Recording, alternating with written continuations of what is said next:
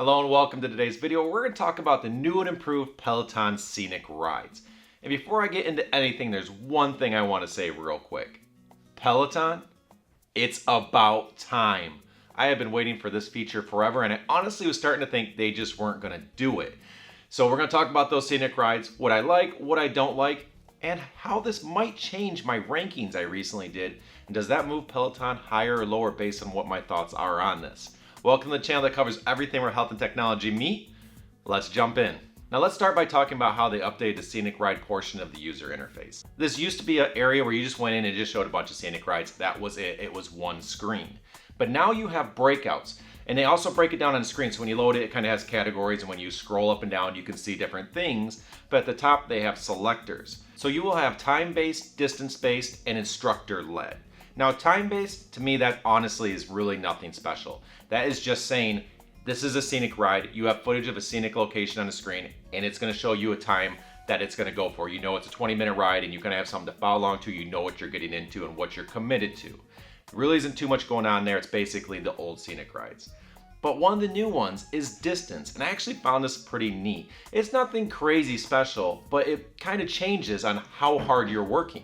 So if you're riding really slow or you stop, it's gonna stop or move real slow. But if you're willing to work hard, you will get through that ride faster. You'll see it speed up, the footage speeds up, how quick you're getting through the actual course speeds up. It's pretty neat because you actually can have an impact on that scenic ride. So I enjoy that because there is a little bit of a motivational factor there. This really comes down to what I've been waiting for forever is those instructor-led scenic rides.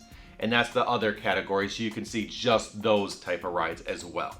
Moving on to what I really like about these scenic rides, but first, you know it, can you please hit that like button? Huge assist for my channel, and a huge, huge thank you to you. So what do I like about these new scenic rides? Well, first it's just that there's options. It adds to the Peloton platform. Now there's a lot of things I like about the rides themselves, but just the fact that you can mix it up. I always talk about variety. This really adds to the Peloton platform, and I really do like that part. Another thing I noticed, and this might be the techie in me, but the audio quality was pretty good. I've used a lot of different bikes, and sometimes you can just tell that the microphone quality is not the greatest. And sometimes when you get outside and you have wind noise, or you're riding hard, or you're just going up and down those mountains, it's hard to make the audio sound good. And they did a very good job having it be nice, crisp, clear, and just sounds good. It doesn't sound like a poor production. It feels good when you're riding, and it was very noticeable, so I wanted to point that out. They also did a really good job mixing up the video. And what I mean by that is they did a lot of different shots. So there's drone shots of just the environment, drone shots of the rider, following shots of the rider direct on, and then first person view of what the rider's seeing. So they mix it up and keep it very visually entertaining, which was really nice just to kind of always have you be entertained as you're getting to see the location, but still feel like you're riding along with somebody. I also liked how they handled the dialogue during the ride. I don't always just want motivational speech the whole way. That needs to be a part of the ride. But I actually like scenic rides because they teach you about a location that I've never been or may never go to. So when they're going up near a volcano or something, they're telling me the history of that or how it became, or a village that's nearby and they're talking about that. It's neat. I like listening to that as I'm working out hard, as they also throw in motivational tools or guide me along the ride. So I thought they did a very good job with their dialogue and mixing it up and getting away from what you might experience in just a typical studio ride. So that was a fun part for me. They just also went to really great locations. They're just very visually beautiful and just really fun to watch as you ride along. And I'll wrap this up by saying it was just very nice to be on a Peloton, but doing a scenic ride that I thoroughly enjoyed. So I really enjoyed being able to do that on this bike, finally. And after saying all that, you might think, I think it's perfect. Those are absolutely flawless. We're good to go. Well, there's some room for improvement.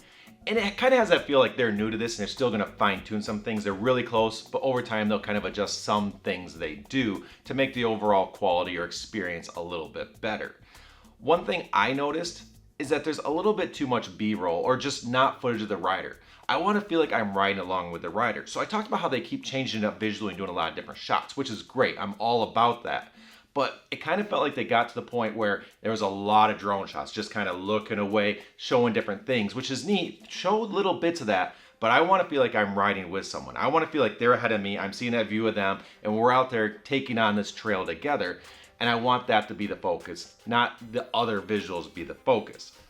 Another thing is, I think they use a little bit too much voiceover, or at least that's what it sounded like to me.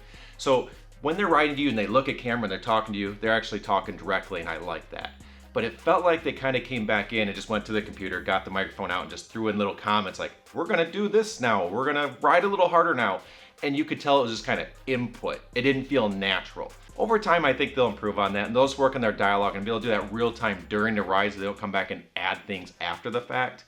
So I think, again, these are things just as they mature that will get better, but I did notice this out of the gate. Another thing that I noticed that was missing that I expect to improve over time as they mature this platform is that it was missing some of those Peloton bells and whistles. So there was no leaderboard, there was no automatic resistance changes, no group rides. It just didn't have some of that functionality that you expect from Peloton that takes it to the next level. I thoroughly enjoyed the Scenic Ride. I think it's a great starting point. I just do think there's some room for improvement, and they can really add that Peloton flair to it to just, again, take it next level. And I'll wrap up my room for improvements by saying right now there's only 3 instructor-led rides, which is by all means not enough. There needs to be a lot more variety. I'm assuming that's just the starting point, and over time, hopefully by the time you watch this video down the road someday, there'll be a lot more in it. But as of this filming, there were only 3, so you're gonna run out of content pretty quick. And I'll wrap this up by talking about rankings for all the bikes that I have. And I recently did a video where I ranked all the bikes, and when I got to the top 3, I said it was a 3-way tie because they were all just so close, I really couldn't pick between them. If I'm being honest, one of the things that would hold me back on Peloton is not having instructor-led rides. I thought that was the clear thing they were missing. Well, if they filled that gap, that may change things. And I might be willing to say Velocore comes in 3rd. Now, don't get me wrong, I absolutely love the Velocore, and if that's the bike you go with, I think you're gonna be very, very happy.